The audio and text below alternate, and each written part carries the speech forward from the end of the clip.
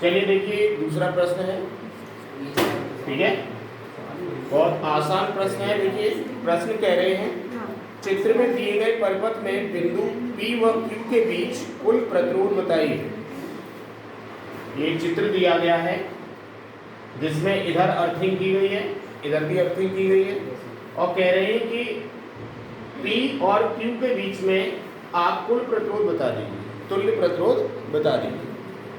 तो बहुत ही आसान है, इधर से जब जाएंगे तो इधर दो रास्ते तो दोनों कायने होंगे समांतर में, P और Q के बीच में ये दोनों कायने हैं, तो हमें ना इससे लेना देना ना इससे, क्योंकि पूछा किसके बीच में गया है, P और Q के बीच में।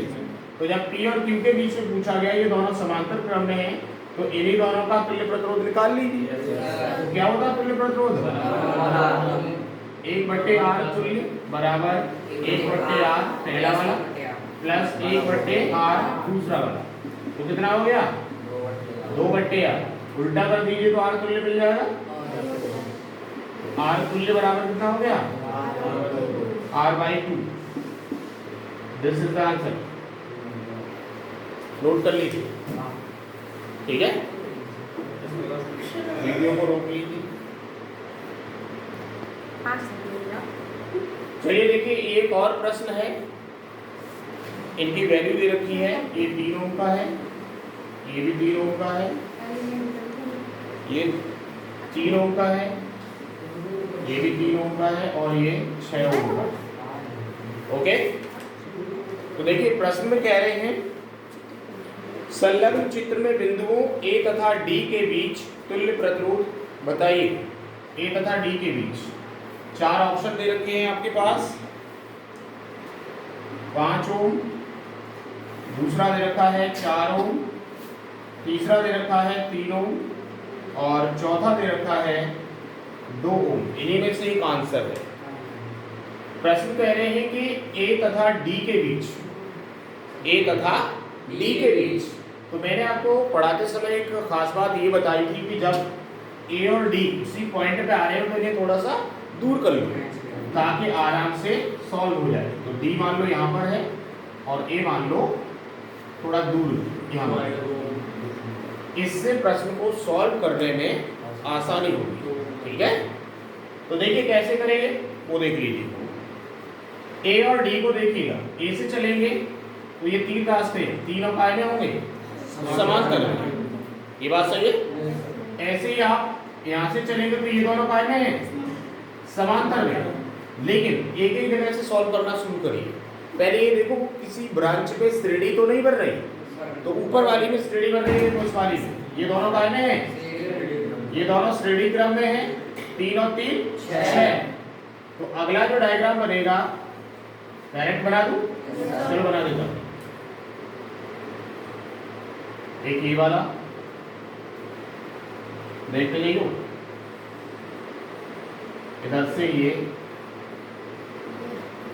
ओके यही कंडीशन है, इसकी जरूरत नहीं है हमें सी की, चलो बना तो बना लो, इसकी जरूरत नहीं है हमें, तो डी के क्रॉस चाहिए ना।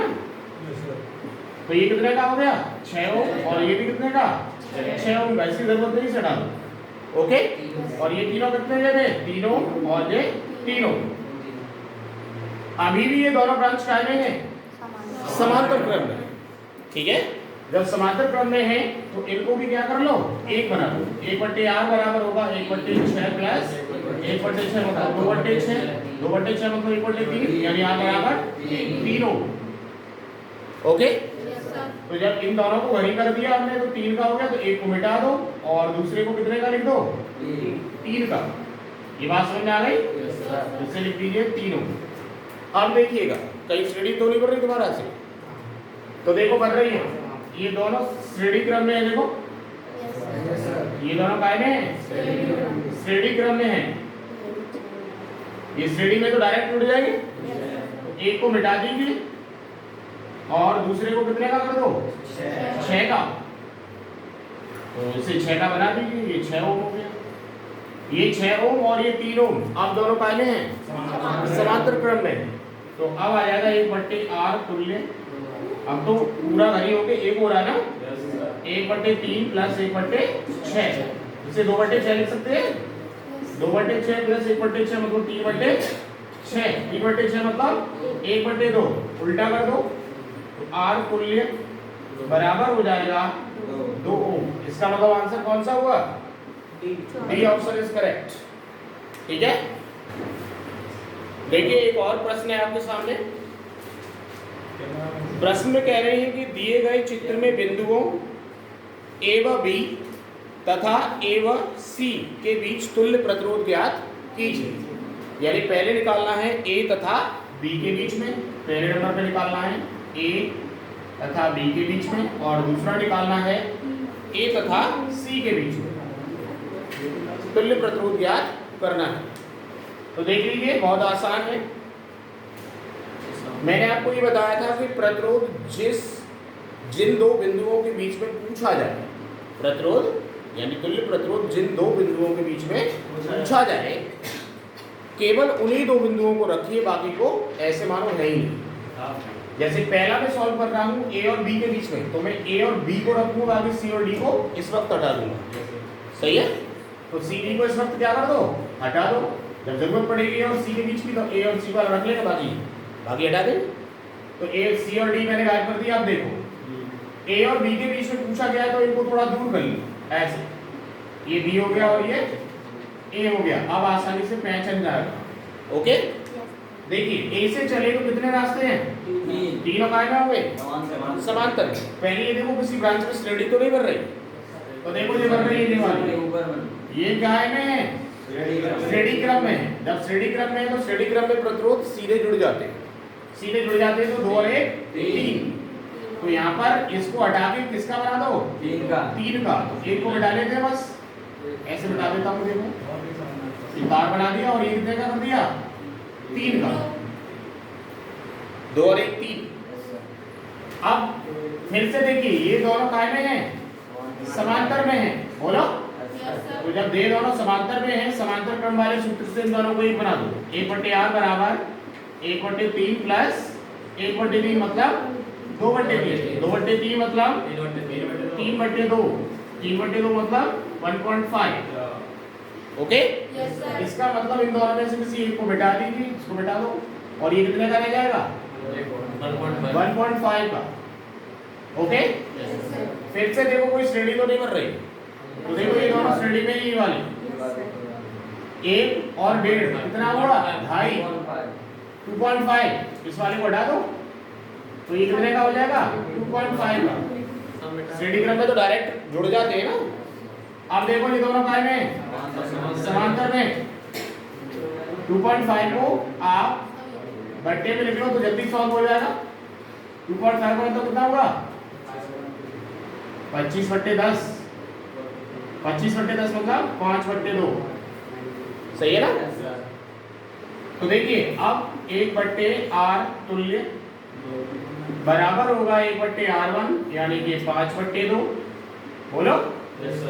प्लस 1/r2 मतलब 2, बराबर कितना हुआ? ये 2 ऊपर चला जाएगा, 2/5 प्लस 1/2। एलसीएम ले लो, 10 से एलसीएम आ गया, 5 दूनी 10, 2 दूनी 4, 2 पंजे 10, 9/10। और अगर आप आर तुल्य निकालना चाहते हैं तो 10/9 क्या? पहला आंसर आ गया। ठीक है, कोई बात नहीं, आपने पहला वाला चित्र बनाया था। तो लिख लो क्वेश्चन नंबर 69।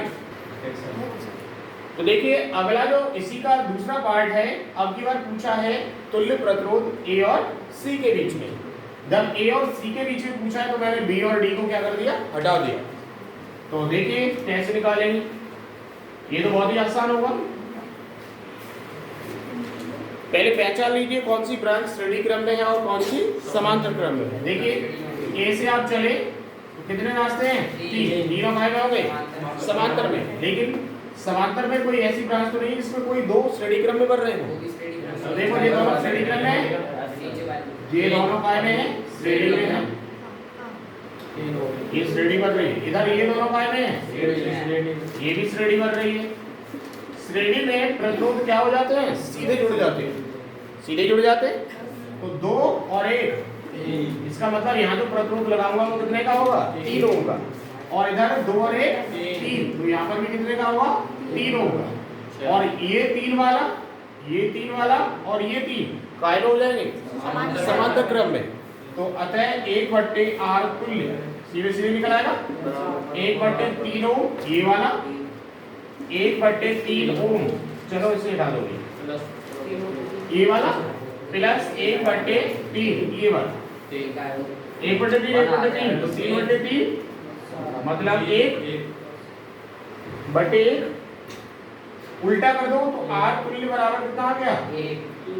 1 ओम। ओके, क्या बहुत ज्यादा टफ था? कठिन नहीं है, बहुत आसान है। ठीक है।